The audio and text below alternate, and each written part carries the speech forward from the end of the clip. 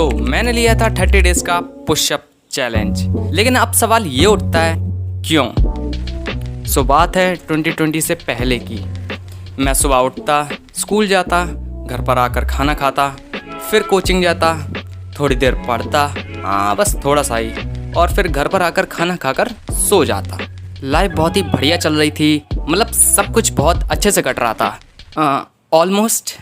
लेकिन फिर आया साल 2020, जिसने सारे स्कूल, कॉलेजेस, कोचिंग्स, ऑफिसेस सब बंद करवा डाले और हमें मजबूर कर दिया घर पर बैठने के लिए, जिसकी वजह से मेरा डेली रूटीन कुछ ऐसा हो गया। मैं सुबह लेट उठता, खाना खाता, फिर सोशल मीडिया चलाता, गेम्स खेलता, फिर अपने भाई के साथ लड़ता, फिर खाना खाता, फिर अपने भाई से पिटता, फिर सोशल मीडिया चलाता, फिर गेम्स खेलता और फिर सो जाता।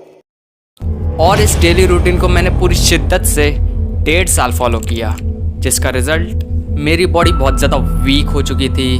मेरे अंदर डिप्रेस्ड और एंग्शियस कर देने वाले थॉट्स आते रहते थे और मैं बहुत ज़्यादा आलसी हो चुका था। और इन सब चीज़ों से परेशान होकर मैंने ले लिया 30 डेज का पुशअप चैलेंज।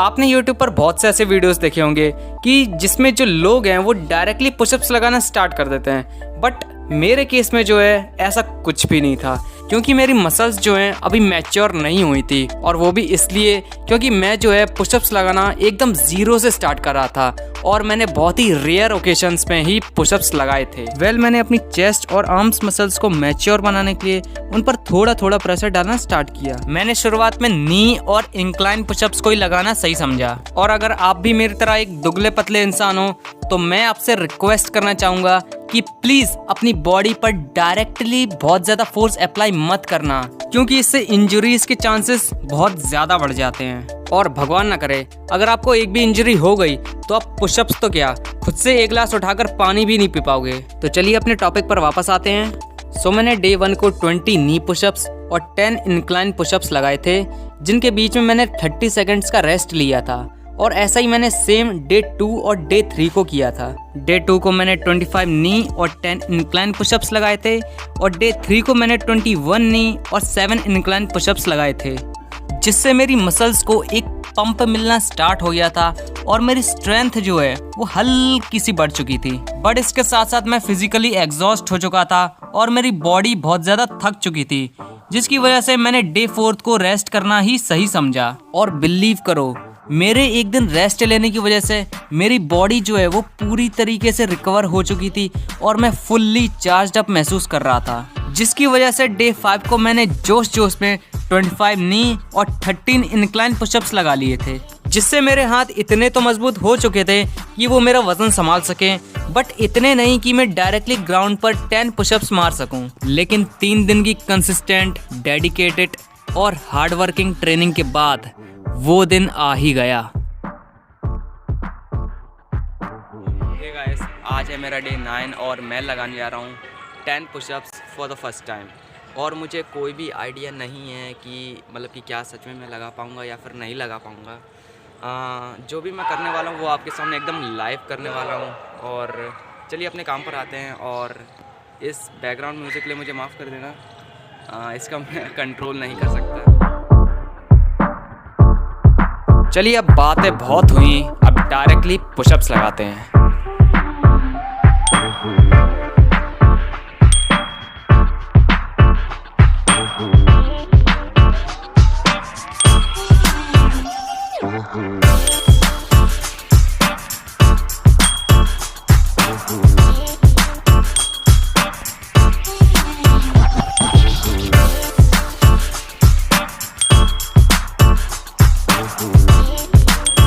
फाइनली मैंने 10 पुशअप्स लगाए और सच में मैं बहुत ज़्यादा खुश था। बट ये तो बस एक शुरुआत है।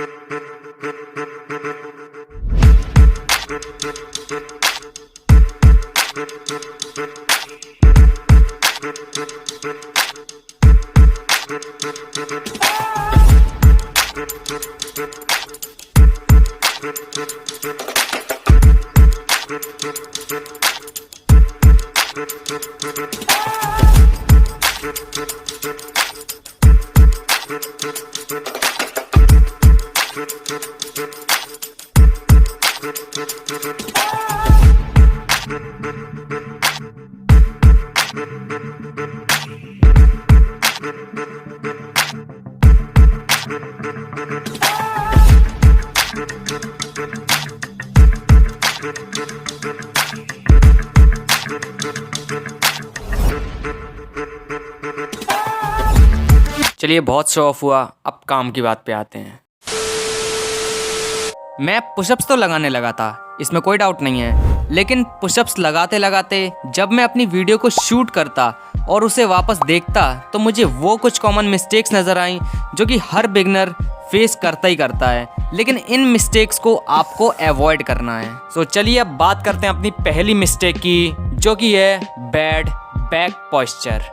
जैसा कि आप इस वीडियो में देख सकते हो कि मेरी जो बैक है वो यू शेप्ड में है और मेरे जो हिप्स हैं वो थोड़े बाहर की तरफ निकले हुए हैं। अब इस पोस्चर के साथ मेन दिक्कत ये है कि आपकी जो कोर मसल्स हैं वो आराम से रेस्ट कर रही होती है और जो सारा प्रेशर है वो आपकी बैक झेल रही होती है, जिससे एक तो आपकी कोर मसल्स डेवलप नहीं हो पाएंगी और ऊपर से आपकी बैक इंजरीज के चांसेस बहुत हाई हो जाते हैं। बेसिकली इस मिस्टेक से बचने के लिए मैंने थोड़ी रिसर्च की और मुझे ये बात पता चली कि आपकी जो बॉडी है वो प्लैंक पोजीशन में होनी चाहिए।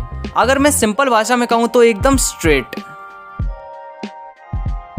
सो मिस्टेक नंबर 2 मिस्टेक नंबर 1 से भी ज़्यादा कॉमन है और इंटरेस्टिंग बात तो ये है कि इस मिस्टेक को लोग नोटिस भी नहीं कर पाते हैं और वो मिस्टेक है ओपन एक्सेस एल्बो। जैसा कि आप इस वीडियो में देख सकते हैं कि जब मैं नीचे जाकर ऊपर आता हूँ तो मैं अपनी एल्बोज को कुछ ज़्यादा ही खोल लेता हूँ, जिससे जॉइंट्स पर अनइवन प्रेशर बनता एंड हैंड्स इंजरीज के चांसेस बहुत ज़्यादा हाई। जिससे बचने के लिए आपको अपनी एल्बोज को सिर्फ और सिर्फ इतना ही खोलना है। एट लास्ट अब बात करते हैं अपनी लास्ट मिस्टेक की, जो कि है मेकिंग एल्बोज एक्स्ट्रा वाइड। जैसा कि आपको इसके नाम से ही पता चल रहा होगा कि पुशअप्स लगाते दौरान आप अपनी एल्बोज को कुछ ज्यादा ही वाइड कर लेते हो और ये जो दिक्कत है वो हम जैसे नौजवान नौसिखियों के साथ ही होती है, जिन्हें पुशअप्स का पी भी नहीं मालूम होता है और निकल पड़ते हैं पुशअप्स लगाने, और जिसका रिजल्ट शोल्डर्स पे अनइवन प्रेशर जनरेट होता है एंड हैंड्स इंजरीज अकर्स। ये थी कुछ कॉमन मिस्टेक्स जो कि हर बिगनर फेस करता ही करता है। अब कहने को तो मैं आपको और भी मिस्टेक्स बता दूं, लेकिन उसका फ़ायदा क्या है? इससे वीडियो भी बहुत लंबी हो जाती और आपका बोर होना कंपलसरी होता। तो इससे अच्छा मैंने अपना थोड़ा दिमाग लगाया, थोड़ी गूगल की हेल्प ली और थोड़ी सी यूट्यूब की भी, और पता लगा लिया पुशअप्स लगाने का सही तरीका। एकदम शॉर्ट में समझो, आपके जो दोनों लेग्स हैं वो पास पास होने चाहिए। हाँ, बस ये ध्यान रखना वो दोनों जॉइंट ना हो पाए। आपकी बॉडी प्लैंक पोजीशन में होनी चाहिए, एल्बोज ज़्यादा बाहर की तरफ नहीं जानी चाहिए और हर एक रेपिटेशन के बाद आपका जो पोस्चर है वो मेंटेन रहना चाहिए। हम मालूम है तेरे बाप को मत सिखा, चल।